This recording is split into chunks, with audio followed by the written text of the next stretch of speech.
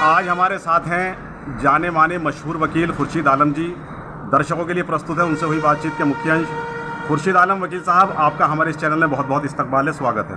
बहुत बहुत शुक्रिया बाबर साहब आपका कि आपने मुझे अपने चैनल से जोड़ा और आपसे मुझे अपने लिए बात के लिए मदऊ किया जी वकील साहब, हम सबसे पहले जो आज का हमारा विषय है वो है जो हमारी सरकारी शिक्षा प्रणाली है और प्राइवेट शिक्षा प्रणाली। तो हम देखते हैं कि सरकार की तरफ से पढ़ाई भी निःशुल्क है, फ्री है, ड्रेस भी दी जाती है, खाना भी बच्चों को दिया जाता है, तमाम सुविधाएं सरकारी स्कूलों में है। लेकिन इसके बावजूद भी हमारा जो भारतीय जनमानस है वो सरकारी शिक्षा प्रणाली पर उतना विश्वास नहीं करता, वो प्राइवेट शिक्षण संस्थानों की तरफ भागता है। तो इस संबंध में आपका क्या विचार है? इसमें संबंध में हमारे कई पॉइंट हैं। पहला पॉइंट तो ये है कि जो सरकार जिस स्तर पर सरकारी तौर पर शिक्षा दे रही है वो नाकाफ़ी है। हम देखते हैं कि नजाबाद के अंदर देखिए 1.5 लाख की पॉपुलेशन है और राष्ट्रीय इंटर कॉलेज केवल एक राष्ट्रीय इंटर कॉलेज है।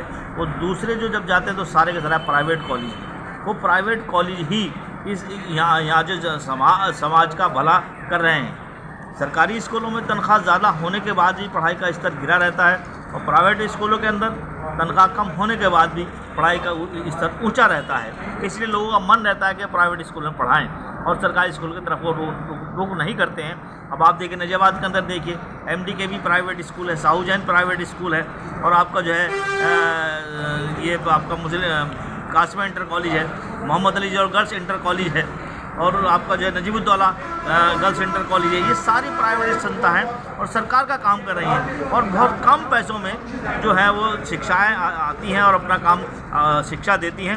ये सरकार का काम कर रही हैं और शिक्षा उस जो और यहाँ कन्या इंटर कॉलेज कोई है ही नहीं, राजकीय इंटर कॉलेज नजाबाद में कोई है ही नहीं। उसकी स्थापना के लिए बात की जा रही, लेकिन आज तक 50 साल के अंदर कोई अभी राजकीय कन्या इंटर कॉलेज नहीं दिया गया। तो अभी बहुत बड़ा अंतर है। बल्कि होना तो ये चाहिए कि जन्म से लेके और मरण तक जो बच्चा पैदा होता है उसके लिए शिक्षा का जो पूरा का पूरा भार है वो जो है सरकार के ऊपर होना चाहिए।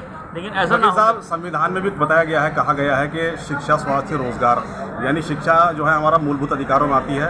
तो उस संबंध में आपका क्या कहना है? उस संबंध में ये कहना है कि बिल्कुल संविधान के अंदर सही लिखा है और उसका पालन किया जाना चाहिए, लेकिन हमारे उत्तर प्रदेश में उसका पालन नहीं किया जा रहा है। अब इंटर के बाद देखिए जब संस्थाएं चले जाते हैं, स्नातक ऊपर जाता है तो इतनी फीस हो जाती है उसके अंदर के वो पढ़ाना भूल जाता है और वो जो अपनी डगर बदल देता है। सिर्फ संस्था फिर पैसे वाले और माफियाओं के हाथ में चली जाती है। गरीब बच्चा जो टॉप पे जाता है उसी के पास रह जाती है, बाकी लोग सारे वंचित रह जाते हैं। खुर्शीद आलम साहब, आपने अपना कीमती वक्त दिया, इसके लिए आपका बहुत बहुत शुक्रिया। बहुत बहुत धन्यवाद।